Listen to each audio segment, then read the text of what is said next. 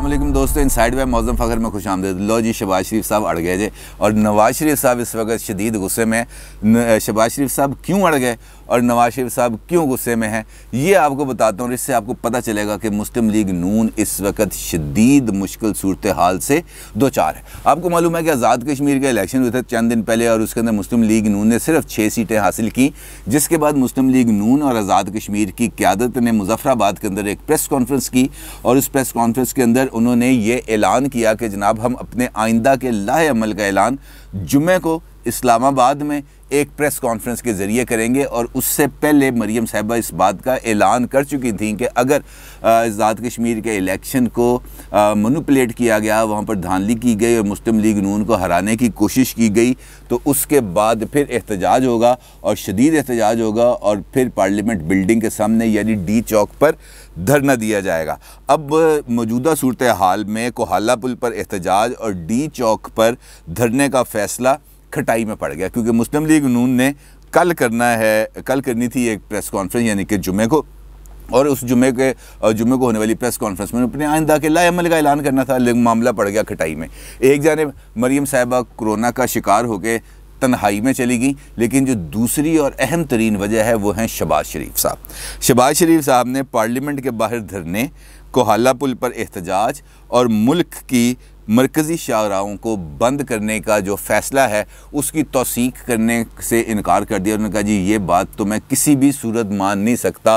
कि आप इस किस्म के रुझानात को तरवीज दें, और वो भी मुस्लिम लीग नून के प्लेटफॉर्म पर। इस सूरत हाल में जो आज़ाद कश्मीर के साबिक़ वज़ीर आज़म हैं राजा फ़ारूक हैदर साहब, उन्होंने रब्ता किया शहबाज शरीफ साहब से और शहबाज शरीफ साहब से कहा कि जनाब हमारी जो तंजीम है आज़ाद कश्मीर मुस्लिम लीग नून, उसने और उसके टिकट होल्डर्स ने जो मुशावरत जो मुस्लिम लीग नून की क़यादत है उसके साथ मुशावरत के ज़रिए ये फ़ैसले किए थे जो मैंने अभी आपको बताया, यानी कोहाला पुल पर एहतजाज, पार्लियामेंट बिल्डिंग के सामने धरना और मुल्क की तमाम मरकज़ी शाहराहों को बंद करना। इस फ़ैसले का हमने इस बात का फ़ैसला किया था और मुस्लिम लीग नून की क़यादत यानी कि मरीम साहिबा ने इस बात की की थी कि जनाब अगर हम इलेक्शन हार गए तो हम इसी सिमत में जाएंगे। और तो इसके जवाब में शहबाज शरीफ ने कहा कि जनाब ये नहीं हो सकता। शहबाज शरीफ साहब ने उनको वाज़े और दो टोक अंदाज में ये कहा कि इलेक्शन हारने का मतलब ये हरगिज़ नहीं कि मुस्लिम लीग नून जारहाना सियासत इख्तियार करे। ये उनको जवाब था उस पैगाम पर जो उन्होंने उनको दिया, और इस सूरत हाल ने मुस्लिम लीग नून को बहुत ज़्यादा परेशानी में मुब्तला कर दिया, क्योंकि अगर मुस्लिम लीग नून अब कल इस बात का फ़ैसला नहीं करती, इस बात का ऐलान नहीं करती, तो मुस्लिम लीग नून को सुबकी का सामना करना पड़ेगा। और इस सारी सूरत हाल में नवाज़ शरीफ साहब हो चुके हैं बहुत ज़्यादा बरम। उसकी वजह दो हैं। एक वजह तो ये जो फ़ैसला मैंने अभी आपको बताया जहाँ पर शहबाज शरीफ साहब ने बतौर पार्टी सदर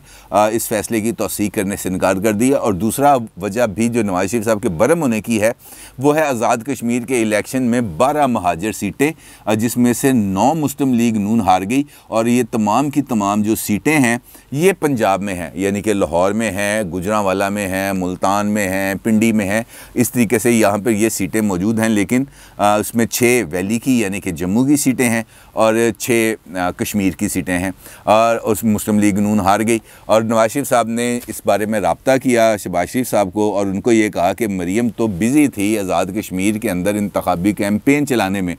आपकी और आपकी पार्टी के जो लोग यहाँ पर मौजूद थे मुस्लिम लीग नून की क़यादत, मिसाल के तौर पर राना तनवीर साहब इधर मौजूद थे, अयाज सादिक साहब इधर मौजूद थे, ख्वाजा आसिफ साहब इधर मौजूद थे, राना सनाउल्लाह साहब इधर मौजूद थे, हमजा शहबाज साहब इधर मौजूद थे, शहबाज शरीफ साहब इधर मौजूद थे, दीगर जो उनके रफ़ीक़ाकार हैं सब के सब इधर मौजूद थे, खुर्रम दस्तगीर इधर मौजूद थे। इनकी मौजूदगी के अंदर गुजरांवाला डिवीज़न के अंदर और लाहौर से में जो सीटें हैं ये हम हार गए। तो इसका मतलब ये है कि हमने लोगों के साथ जो यहाँ पर आज़ाद कश्मीर के जो महाजर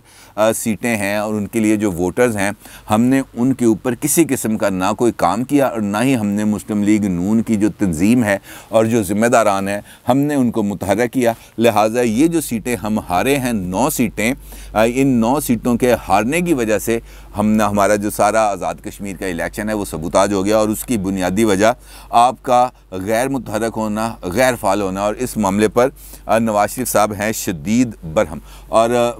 अब जो नई सूरत हाल बनती हुई सामने आ रही है उसमें मुतवक्के ये है कि मुस्लिम लीग नून के अंदर अहम सतह पर कुछ जो इंतज़ामी ओहदेदार हैं इनको तब्दील करने पर नवाज शरीफ साहब ने गौर करना शुरू कर दिया, क्योंकि अगर इसको उन्होंने तब्दील ना किया तो उसके खासे नताइज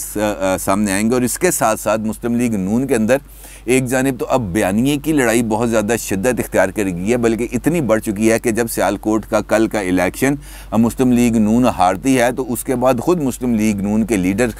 कल रात को मुख्तलिफ TV चैनल्स पर बैठ के ये कहते हुए नज़र आए कि इस बयानिए को, यानी कि ये जो मुज़ामत और मुफाहमत, ये दोनों के दरमियान जो एक जंग चल रही है इसको अब हमें रोकना चाहिए। हमें अब वाज़े करना चाहिए अपने कारकुनान को, अपनी लीडरशिप को और अपने अवाम को कि जनाब मुस्लिम लीग नून की पॉलिसी क्या है। हद तो ये है कि ख़ुद मुस्लिम जो नवाज शरीफ साहब है और मरियम साहबा के जो तर्जमान हैं साबिक़ गवर्नर सिंध मोहम्मद ज़ुबैर साहब, उन्होंने भी TV पे बैठ के इस बात का ना सिर्फ इकरार किया बल्कि इस बात का इजहार भी किया कि मुस्लिम लीग नून को अवाम को अब वाज़े तौर पर बताना चाहिए कि उसकी पॉलिसी क्या है। अब एक जानिब तो मुस्लिम लीग नून के अंदर ये टकराव की पॉलिसी चल रही है और दूसरी जानिब हुकूमती सतह पर भी मौजूदा सूरत हाल से भरपूर सियासी फ़ायदा उठाने की हिकमत अमली बनाई जा रही है। और कल इस हवाले से इमरान खान साहब ने अहम इजलास किया, और जो उनका हफ्तावार इजलास होता है तर्जुमानों से और पार्टी लीडर से,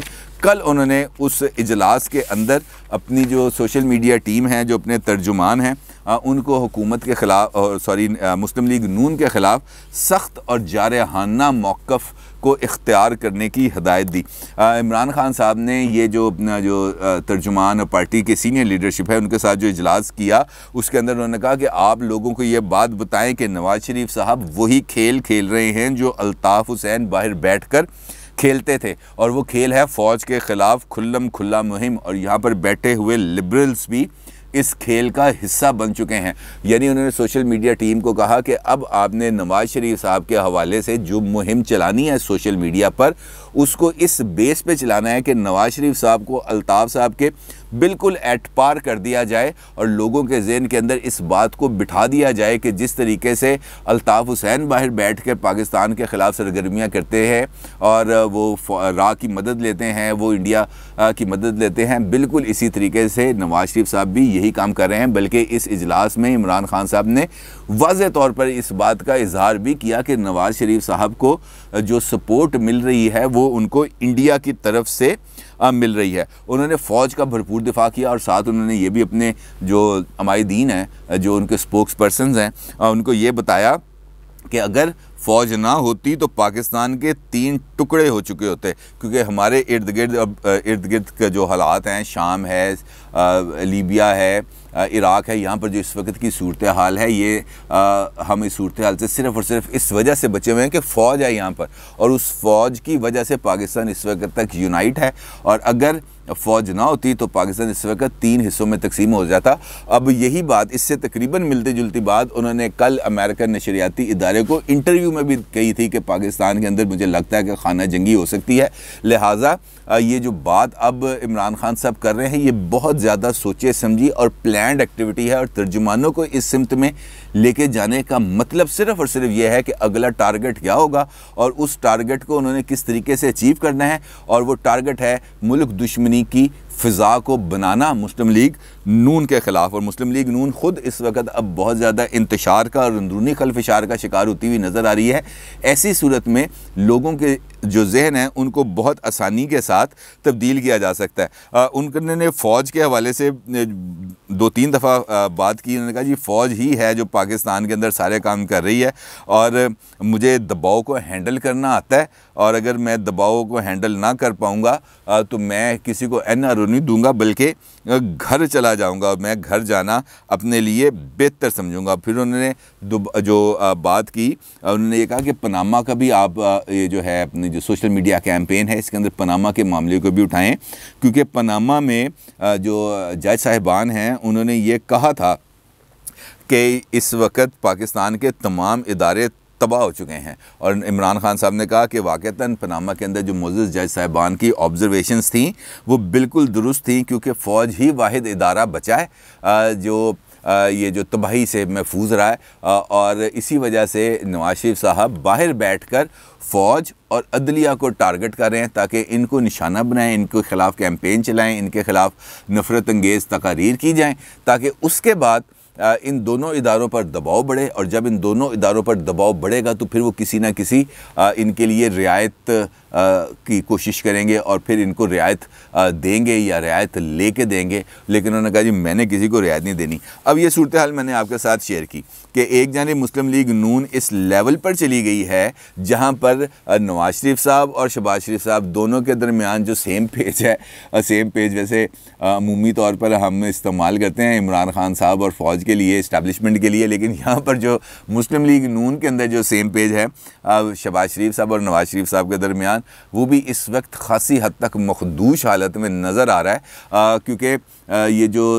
कल का जो इंटरव्यू दिया था शहबाज शरीफ साहब ने, उसके बाद इस इजलास की जो मैंने आपको कार्रवाई बताई जो इमरान खान साहब ने किया, इससे दो चीज़ें बड़ी क्लैरिटी के साथ वाज़ेह हो जाती हैं। एक बात तो ये वाज़ेह हो जाती है कि मुस्लिम लीग नून अभी तक उस मखमसे से बाहर नहीं आई कि हमने क्या करना है। और ऐसी सूरत में मरीम साहबा को क्वारंटीन में जाना, कोरोना का शिकार होना, जो आज़ाद कश्मीर की पॉलिसी है और आज़ाद कश्मीर की जो तंजीम है उसके लिए सेटबैक है। क्योंकि आज़ाद कश्मीर के अंदर जो इंतखाबी मुहिम चलाई थी और जिस तरीके से मरीम साहबा ने चलाई थी, उससे लोगों ने तो उसके अंदर बहुत ज़्यादा जोशो खरोश का मुजाहरा किया, उनके जलसों को कामयाब किया। लेकिन उसके बाद जो अगली एहतजाजी तहरीक का ख़ुद मरीम साहबा ने ऐलान किया था, मरीम साहबा के क्वारंटीन में जाने के नतीजे में वो एहतजाजी तहरीक अभी कुछ अरसे के लिए मुअत्तल होती हुई नज़र आ रही है। क्योंकि उसके बाद अब मुहर्रम का आगाज़ हो जाना है। मुहर्रम के अंदर आपको मालूम है कि मजहबी लोगों के जो रुझानात हैं वो उससे भी चले जाते हैं और ज़्यादातर ये जो है मजहबी ये जो सियासी एक्टिविटीज़ हैं ये मुहर्रम से आगे चली जाती हैं। लिहाजा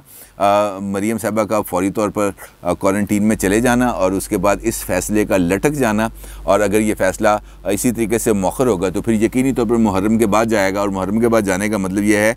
कि वो लोगों के जहन में, लोगों के दिलों में इस वक्त जो गम व गुस्सा है वो वक्त गुजरने के साथ थोड़ा थोड़ा ठंडा हो जाएगा। क्योंकि हर बंदा अपने काम काज पे लग जाएगा। और ये जो आज़ाद कश्मीर मुस्लिम लीग नून है वो नहीं चाहती कि हम इस मोमेंटम को ब्रेक करें। वो ये चाहते हैं कि हम फौरी तौर पर एहतजाजी मोड में जाएं ताकि मुहर्रम के दौरान भी हम इस एहतजाजी मोड के अंदर किसी न किसी तरीके से रहें और मुहर्रम गुजरने के बाद हम दोबारा ज़्यादा ताकत के साथ सामने आएँ और गवर्नमेंट पर अटैक करना शुरू करें। लेकिन शहबाज शरीफ साहब इस मामले में बिल्कुल नहीं मान रहे और नवाज शरीफ साहब शहबाज शरीफ साहब की पॉलिसियों को नहीं मान रहे। और अब देखना यह है कि ये ऊँट किस करवट बैठेगा। अपनी राय का ज़रूर इज़हार कीजिएगा। आपका बहुत शुक्रिया। अल्लाह हाफिज़।